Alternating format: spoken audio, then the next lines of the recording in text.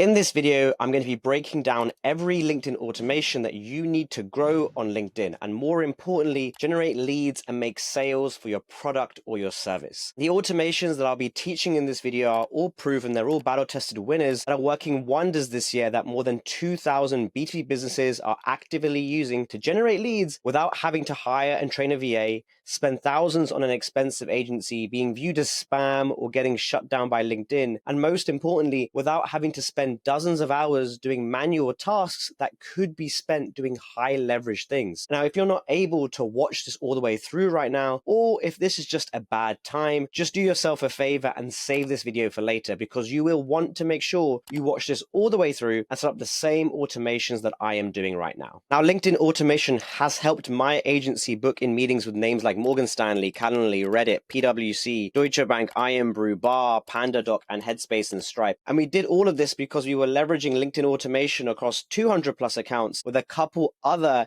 really clever techniques, which I'm going to show you in this video. Now, if you're wondering why would anyone want to automate things on LinkedIn, because everything could be done manually, and in some regards, someone might say that manual is better because you're able to create more personalized messaging, then I want you to be very mindful of these few facts. Firstly, when you're automating things on LinkedIn, you save yourself a lot of time. There's no need, in my opinion, to subject yourself to manually waking up and having it as a calendar block to wake up and click on hundreds of profiles, click connect, and almost waste hours of your time, especially when your competition is using automated flows and then using the time they've saved to focus on other business activities like sales or product or marketing. The other reason I'd say to consider LinkedIn automation is to remove errors. And this is because I've heard this argument before that, hey, why don't I just hire a VA and they'll do it for me? And yes, VA hour per rates could be pretty low, and let's say it's $3 per hour, and maybe somehow it's able to compete with a $50 or $100 subscription for a LinkedIn automation tool. I would argue that it's very likely that that model will break, because it's likely that the VA won't always do work to the exact same quality every single time. It's likely the VA will take time off, and it's likely that you'll need to train the VA. So in regards to this, you're ultimately using a sub or inferior solution that's going to actually cost you more energy and more time in the long run. I've also found that without LinkedIn automation, I can't actually measure what works. And think about this for a second. Imagine you had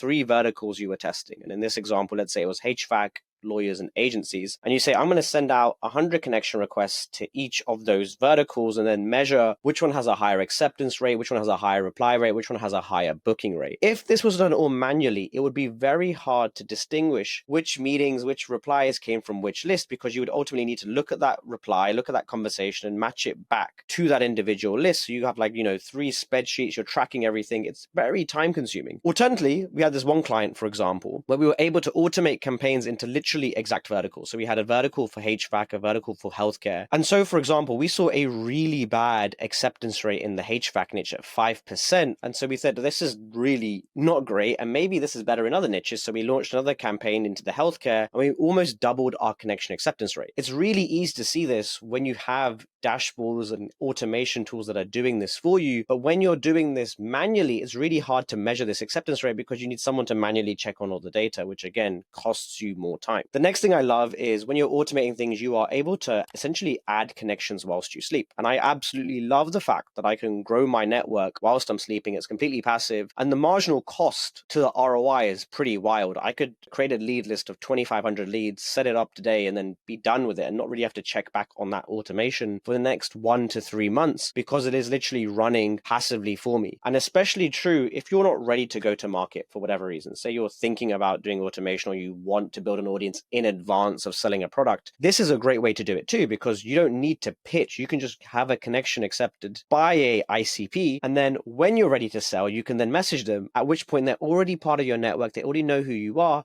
It's just a much, much warmer and easier conversation. And ultimately, this is a no-brainer for any serious business owner who wants to have a network growing of qualified people, because it literally only costs $50 to $100 per month. And then finally, this scales with your team and account. If you're automating things, you're able to add in more accounts to that outreach, so you can scale your volume. You can go from 1 account to 2 accounts to 10 accounts, and you can just keep increasing your outreach volume. Now, there are a lot of LinkedIn automation tools out there. I'm not going to mess about and lie to you and say you have to use this one or that one, but I will tell you across the market what's going on with LinkedIn automation tools.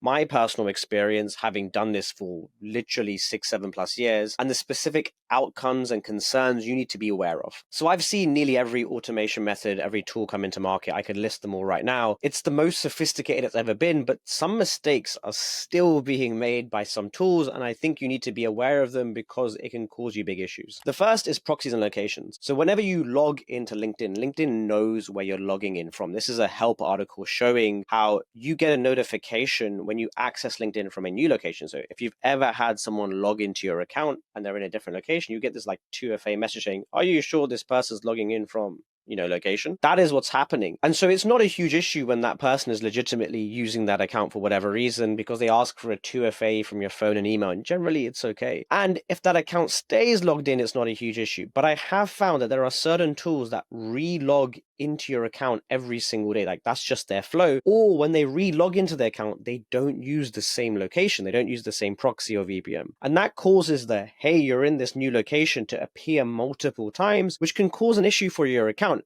And this is especially true for the cheaper LinkedIn tools, because you literally have not given them enough money for them to go out and buy a residential static proxy, which is basically a address online which says you live at this place or you're logging in from this place, and it's not going to move in location and it's going to stay fixed. And so you get what you pay for when you have a cheap tool, because they just don't do that for you. And this can cause issues. I've had my account restricted many years ago for this same reason. Cheaper tools are cheaper for a reason. They generally don't treat locations right, and the good ones do, so be careful. Now, a good tool like the one I got screenshotted over here allows you to choose a proxy that never changes. So you can say select your country, and so I can always have my login from Great Britain. It even lets me choose my own proxy, and that's for advanced users. And so this tool can give me confidence that I'm not going to have this location or proxy issue. The second thing I notice is that most LinkedIn tools have this, but there are message volume limits. So on LinkedIn, there is a daily action volume limit of around 200 actions per day, and you can do around 200 connection requests per week. So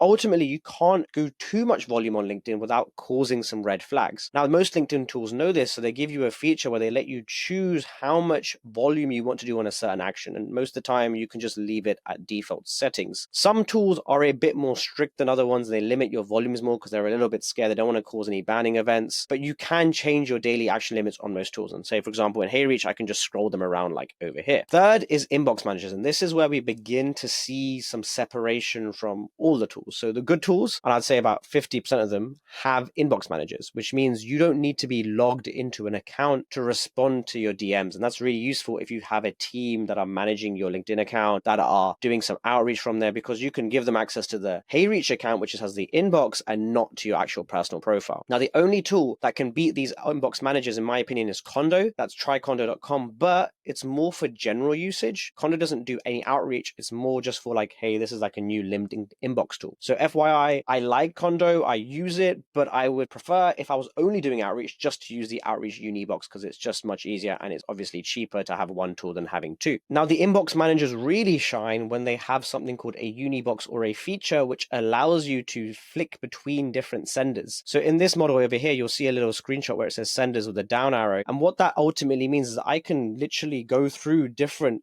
sending accounts and look at all their DM conversations, so I can manage it all from a singular place and not have to log into any accounts. So imagine I can log into 10 accounts at once really easily through a single tool. And now account rotation is probably the newest feature that's appearing on LinkedIn. This is because there is a constraint with LinkedIn outreach volume, which I mentioned earlier. You can only send, let's say, 400 to 800 connection requests per month, 50 paid emails per month, 800 free open emails, which means even if you get a 5% book rate, which by the way is stupidly good from cold outbound, you will never be able to book more than 4 to 8 calls per month on LinkedIn because of the limitations. Now, the only way to get around this is to either create content on LinkedIn that drives inbound calls. So you have your outbound going, but you have your inbound supplementing on top, which by the way, in my opinion, is the biggest ROI of LinkedIn. And on this LinkedIn inbound plus outbound combination, we've had some crazy results. We added $1 million in revenue for a B2B paid ads agency. We added 600K in 90 days for a B2B business consultant. And this is all because we were mixing content and outbound together. Now, if you're not doing inbound, you can just scale with more accounts. So you can have more accounts set up inside your outreach tool, which effectively allows you to increase your volume. So 2 accounts gives you 2x more volume, 5 accounts, 5x more volume, 10x more volume,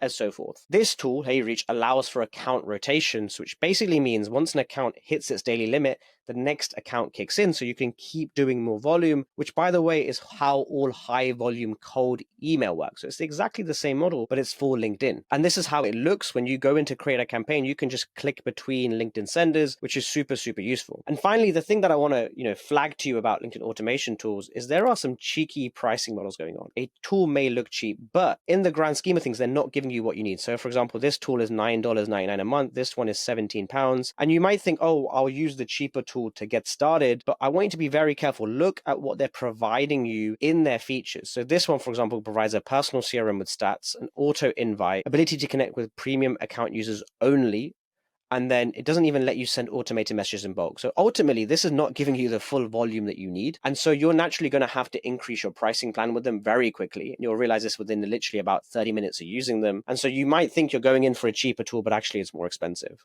This $17 per user per month tool only gives you 300 invitations per month, which again, we know it's just not enough. We want to be doing 400 to 800 at our maximum capacity on LinkedIn, which other tools do let you do. And they don't have to trick you in with the cheaper pricing plans either. Now, when you're doing LinkedIn automation, there are ultimately two main things you're trying to do when it comes to outbound. The first is you want to send more LinkedIn connection requests. So your tool or whatever you're doing for automation should allow you to send bulk connection requests. And the second thing you want to be doing is in-mails. So for example, if you look at an account, let's look at Ilias over here. He sent out 1,027 connections. He has a 35.8% acceptance rate. So he has a connection rate, and he has new connections of 368. He sent out 53 messages to these 368 as part of his campaigns. He has a reply rate. He's had in-mails, he's sent out 847 in-mails, and he's had a 12% reply rate. These are awesome stats, and these are great examples of what we're doing for LinkedIn automation. We're just trying to literally get our message out to as many people as possible in a compliant and in a safe way. Now, the very first step to making this data happen and to getting these results is to add in leads into your LinkedIn automation. So there are multiple types of leads you can add and multiple sources. There are free ways and there are paid ways. The very first free way that anyone can do, and you don't have to pay for any additional tools, is the LinkedIn search bar. So for example, I can go to the search bar, type in CEO, filter for people, then maybe their second and third degree connections, so I'm not connected with them already. And I can literally look for people for free. Now, the only problem with this is the filters are kind of sucky on the LinkedIn free search, and they don't really work very well to create a qualified list. So for example, it's really hard for me to find the CEOs of SaaS companies only with this LinkedIn free search, which makes it really hard for me to build a relevant list, which is very important when it comes to LinkedIn automation. The second way that you can build your lead list is through Sales Navigator. This is probably my preferred method because it's very native to LinkedIn, and HeyReach has a very natural integration, and most LinkedIn automation tools do as well. And so instead, what you can do is head over to Sales Navigator and you could build a lead search. So you can click on lead filters over here and you can begin to look for a certain type of person. For example, we can look for VP of Sales. And I can type this in there and I can get that one over here. I can, for example, make sure the company is headquartered in North America. I can make sure that this person has been in their current company, let's say for 3 to 5 years. So it's a stable business. And I can even say if they've posted on LinkedIn, which helps me filter for the most active profiles. By the way, this is really important as a filter that you should do on LinkedIn Sales Navigator. And no other data tool really lets you do this. And it's really important to do this because you probably know that most people have a LinkedIn account but don't actually use it. So we want to make sure we're only speaking to the most qualified people and the most active people on the platform. Now, what you can do once you have this Sales Navigator search is to copy the URL, and you can head over to HeyReach, click continue over here, and you can just paste the URL. There's no need to go buy an additional scraping tool because HeyReach basically does this all on your behalf. You literally just click start importing and you'll see it's working on it now, but within about 2-3 minutes, all those leads that were found from that search will now be imported into HeyReach. But if, for example, you're using a tool like Apollo or Zoom Info or even Clay to build your data lists, you can also just export the data list from those tools as a CSV and then re-upload it over here from the import CSV function, which again is very useful if you're trying to get to leads which aren't very easily found, or you need a lot of AI qualification columns to make sure that you're speaking to the right individual. Now, finally, there are 2 more sources of leads which I really like to use, but they're a bit more advanced. I'm going to show them off to you right now. The first is something called Triggerfy. Triggerfy is a social listening platform and effectively allows you to see when people are active on LinkedIn, if they've liked a comment from a different competitor, if they've joined a new role, if they've left a post. And what you can do with that is take those signals, harvest them, and then send them inside to HeyReach HeyReach. And that's only really possible because HeyReach has these webhooks basically which allow you to accept leads from a tool like Triggerfy. You can also use a tool like RB2B, which basically looks for who's gone on your website, de-anonymizes their IP, and tells you their contact details. And again, you can make sure that this is set up for only the most highest converting pages on your website. For example, if someone landed on your pricing page, didn't fill out the form, didn't book in a call with you, you can find out their LinkedIn profile and then send it to HeyReach to then do an automated connection request with.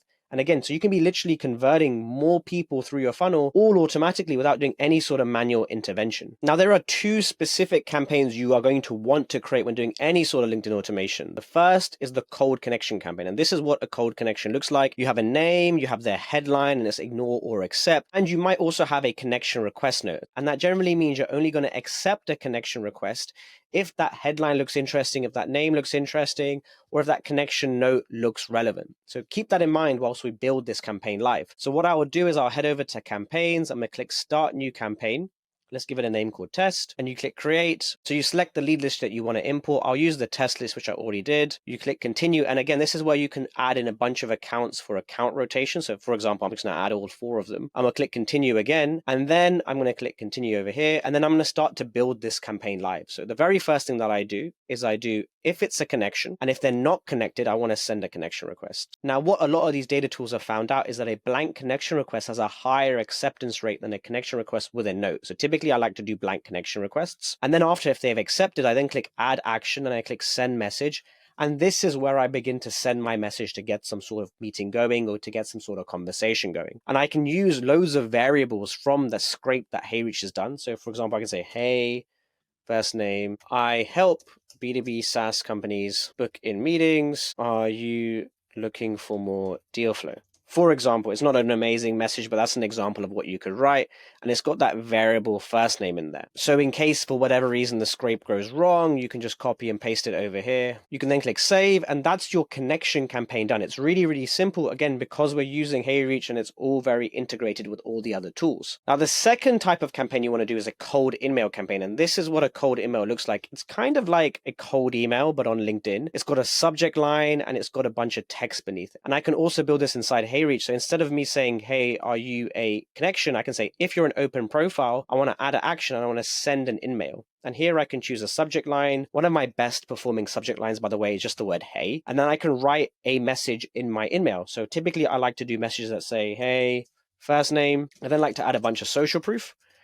And then I like to make an offer. So for example, I would say, hey, first name, I've helped 200 plus accounts grow on LinkedIn, add probably around 7 million in revenue, and book thousands of meetings. Again, I can make the script probably a little bit better. I noticed you've started to post on LinkedIn, probably not getting the engagement you want. And again, I've never run this offer before, but I could say, want a free audit session?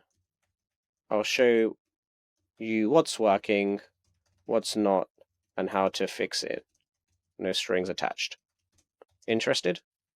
And that could be an example of an email that I could send. Again, all I need to do is copy this over to the fallback message, remove the variable, I'll add another subject line, and I can click save. Now I can also make my campaigns a little bit more complicated by adding action steps. So instead of just saying, hey, do you want to connect with me? I can do things like liking a post, waiting a day, viewing the profile, then waiting a day, and then sending the connection request. And the idea is if I do it in this order, that I would warm up that lead before I send the connection request. They've seen me a couple more times in their notifications. This is all good and this works. And I have seen it increase acceptance rates, but I do want to flag that this reduces your action limit. So it can actually reduce the amount of volume which you send. So personally, I just like to send the connection request and go straight out with it. I don't like to do all the warming up techniques such as liking and profile viewing. Now, I also want to show you another type of campaign which Taylor used that picked up website visitors. I'm going to show you an advanced flow from Taylor, which got 30 positive replies from only 1,332 messages. So the campaign looked a little bit like this. So he had a like a post, he then did a view profile, and then if it was accepted, he sent the message, exactly like I was explaining previously. But what he was doing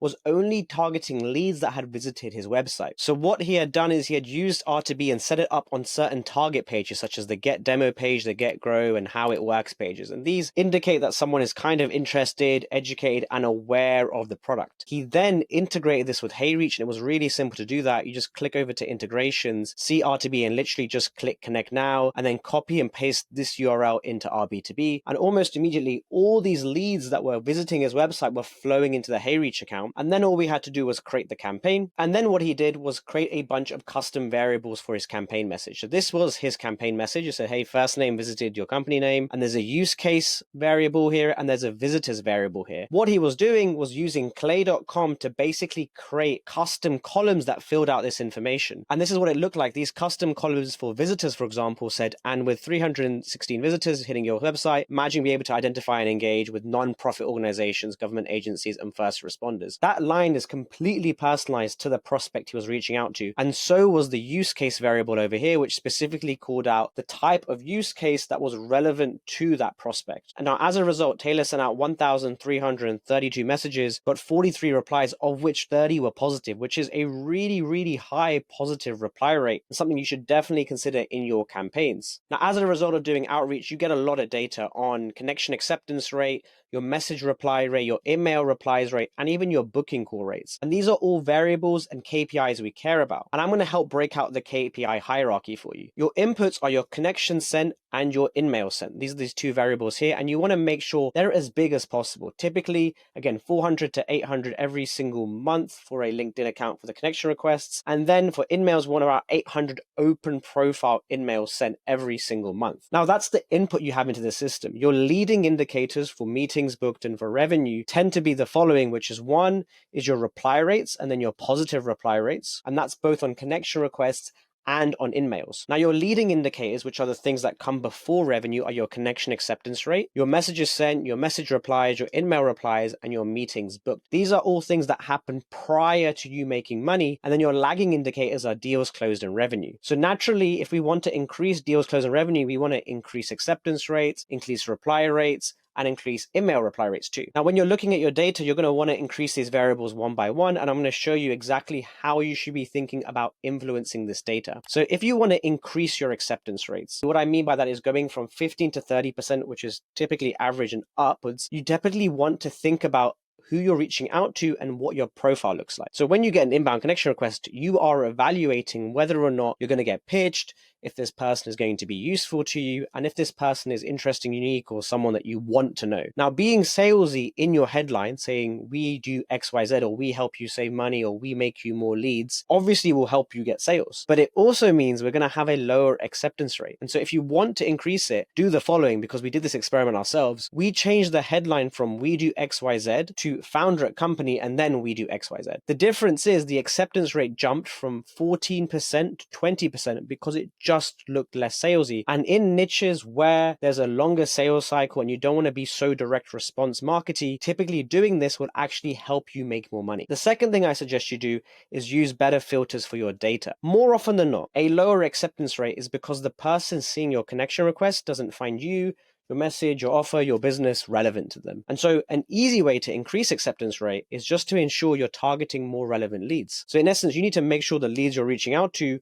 actually want to hear from you. And I do this multiple ways. The simple way is to do it with Boolean filters on LinkedIn Sales Navigator. So you can literally type in quotation marks and you can type in specific words you want to appear inside your leads profile that makes them a bit more qualified. And if you're using Clay, you can create more qualifier columns, and maybe the industry is just wrong. So you need to pick a whole new industry entirely because that industry doesn't want to see your message or doesn't care about your offer. Third, you want to consider testing different niches. Some niches just have very bad acceptance rates on LinkedIn. Typically, the average is 20 to 30%, 15 to 30%, but some niches are low. HVAC, I showed you last time, was 5%. E-commerce for me has always been around sub 15%, and in some cases, even sub 10%. And fourth, consider removing the connection message. I made this comment a little bit earlier, but if you haven't really got a great offer or you don't know the person, I suggest not having a connection request, and typically you will get a higher acceptance rate. Now, next, you probably want to increase your reply rates, and there are typically two ways to do this. One is if you have a direct offer message, so you are trying to be salesy, you are trying to pitch, and you're finding that you're just not getting a response, it's likely your offer isn't that good. And instead, you need to find a way to make it more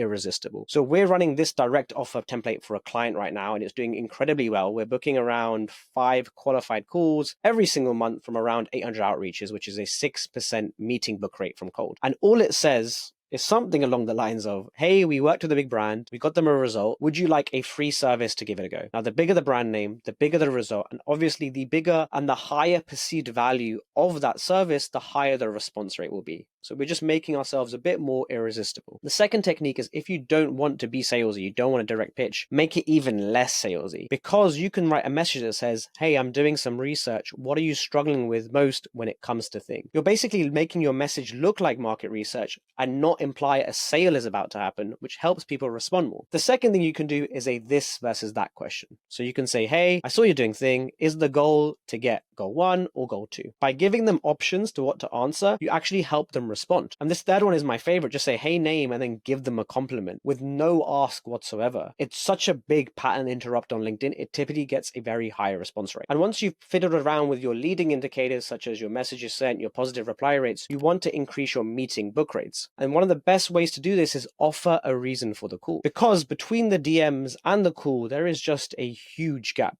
and it's friction that represents, do I want to spend time with this person? Do I need these services? Do I care? And to bridge this gap, you just need to offer value. And for example, this value could be, hey, let's jump on a call. I'll show you some things and I'll give you a free audit, and I'll give you a roadmap, and I will show you some things that worked for someone else. This is acting as a bridge to go from the DMs to the call, and helps the prospect overcome the gap or the risk of wasting 30 minutes of their time, because you are offering something of value in return. And finally, you may just find that you need to follow up with leads. A lot of my meetings are booked in the follow-up. So once you have a whiff of a meeting, you've got to stay on the ball to book it in. I firstly like to note the conversation down as not booked yet in HeyReach. So what I would do is I would go to the uni box and I would literally click on a conversation, and then I can literally filter for all those conversations really easily. So I can tag my conversation as not booked, and then I can literally filter throughout my whole inbox for the tags that say not booked, and see all those conversations, and I know to follow up with those leads very easily, very quickly. Now, messages like, managed to find a time yet, got some slot next week, so that works better, is this still a priority, or again, offer a bit of value, tend to work really well. Now, I tend to, again, space my follow-ups a day apart for the first couple of follow-ups, and if I'm not getting a response, I will just push it to a week and then maybe a month. And the reason why is LinkedIn has infinite message history in the inbox. I don't want to overly spam my leads. They will eventually come into buying window, they will know who I am, and they will come and reach out to me when the time is right. Now, throughout this video, I was showing you HeyReach, which is my favorite automation tool for so many reasons, such as the ones I mentioned. One, it's got this dashboard where I can see all my leading and my lagging indicators. I know what my analytics are, and I can pull the right variables. Two,